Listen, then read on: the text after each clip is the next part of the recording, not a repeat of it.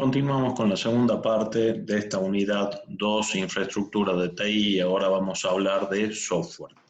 Vamos a dar un concepto en el cual decimos que el software está constituido por el conjunto de programas.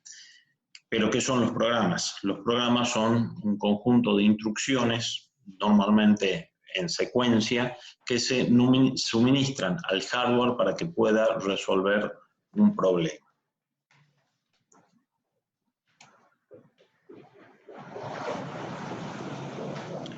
¿Cómo lo clasificamos al software? Básicamente tenemos diferentes tipos de software en donde en el primer nivel de interacción con el hardware se encuentran lo que denominamos software de base o sistemas operativos. Vamos a hablar en un segundo más en la presentación siguiente sobre sistemas operativos, pero básicamente para que tengamos una idea son lo que constituye, por ejemplo, Microsoft Windows, Android, GNU Linux, iOS en el mundo Apple. Por otro lado tenemos los lenguajes de programación. ¿Qué son los lenguajes de programación? Los lenguajes de programación están constituidos por software que nos permite a su vez generar software. Esto es decir, herramientas de software, programas que nos permiten generar programas, otro tipo de programas.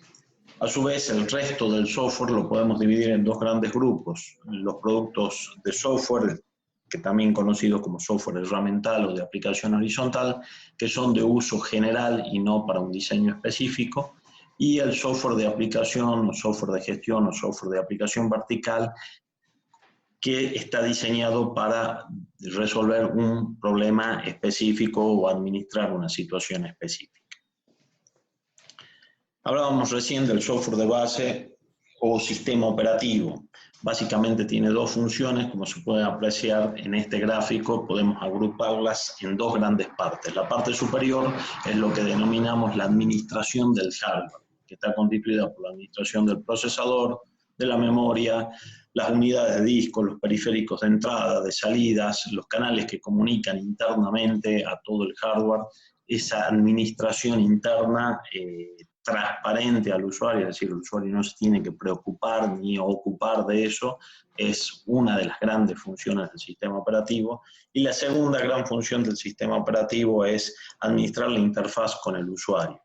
Es decir, nosotros no nos relacionamos como usuarios con el hardware si no es a través del sistema operativo.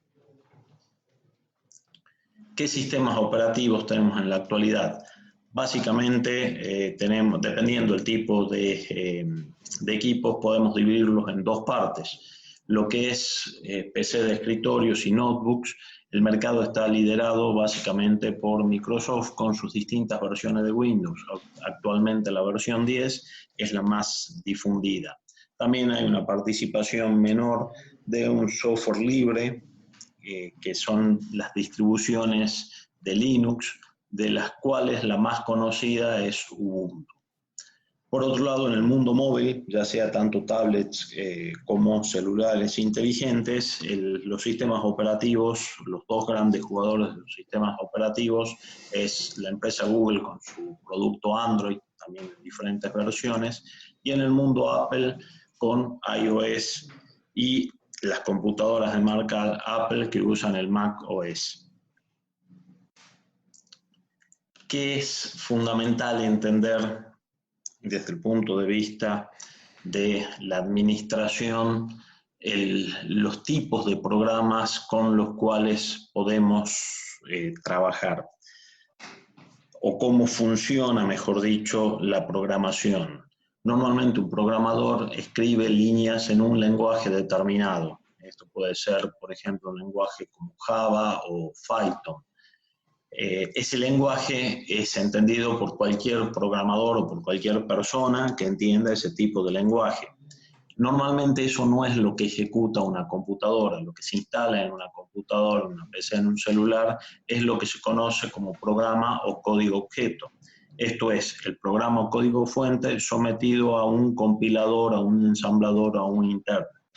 Normalmente cuando se contrata software, nosotros accedemos al programa o código objeto, por lo cual no lo podemos modificar. Entonces, esto es importante tener en cuenta que en algunas organizaciones a veces es necesario poder contratar el programa o código fuente, que en este caso, si lo hablamos con el programador, obviamente esa es su obra intelectual, probablemente, seguramente nos va a cobrar mucho más por revelarnos el código fuente de su programa. Ejemplos de software de aplicación horizontal, es decir, un software que puede usar cualquier persona, es decir, sin una tarea específica. Tenemos planillas de cálculo, por ejemplo, Microsoft Excel. La puede usar un contador, pero también la puede usar un bioquímico para hacer algunos cálculos. Procesadores de texto, lo puede usar como Microsoft Word, lo puede usar un periodista, pero también lo podemos usar para hacer un descargo ante un organismo público.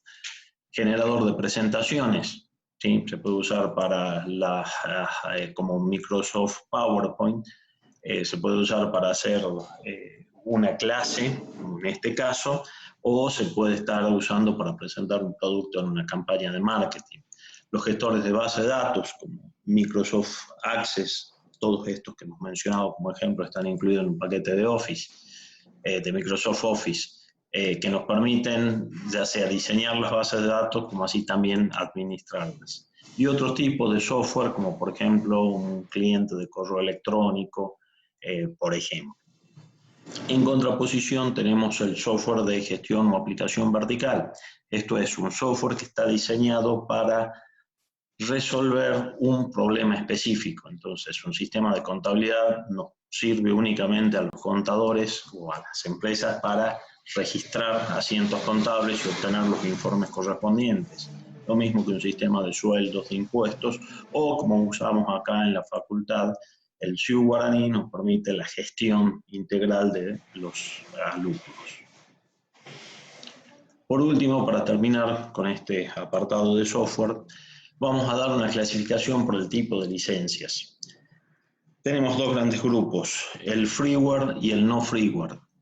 El freeware es lo que conocemos normalmente como gratuito, ¿sí? O software gratuito, pero dentro de esto de freeware hay una diferenciación muy importante, en donde el freeware asumimos que es el software gratuito, es decir, no pagamos por su uso, pero no accedemos al programa o código fuente, lo que hablábamos hace un rato.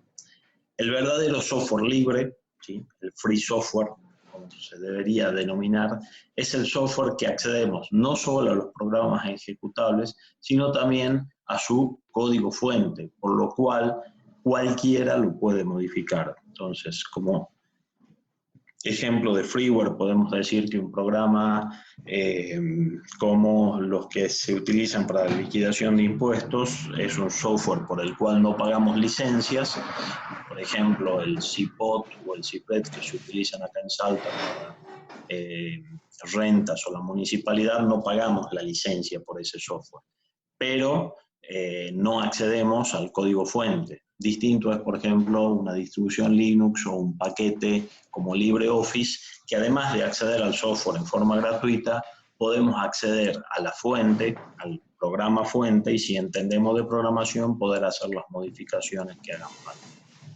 El otro gran universo se divide en lo que es no freeware, esto es decir, lo que no es gratis ni software gratuito. Y en primer lugar tenemos el software comercial, es decir, yo pago una licencia por usar un determinado producto. El ejemplo más claro es el software como Microsoft Windows o los paquetes de Office de Microsoft como Excel, Word, en donde yo debo pagar una licencia por su uso. De distintas formas, ya sea por comprar una licencia de uso indefinido o por una licencia que se va renovando mensual o anualmente. También hay software que se denomina demo trial, que en realidad lo que hace es mostrarnos las utilidades, pero en forma gratuita, pero las funciones por ahí más importantes están reservadas para versiones pagas. Shareware es un software que hoy prácticamente ha desaparecido, pero se utilizaba, era un software para compartir, y una vez que uno determinaba la utilidad o no, se podía comprar adicionalmente otras prestaciones. Y el último es el que no debemos usar desde un punto de vista legal, que es el WARES, que es obtener, quebrar las restricciones que imponen las empresas que distribuyen software comercial, es decir, usar un software con lo que se denomina un crack o licencias que se descargan y que no corresponden a la empresa que lo está utilizando.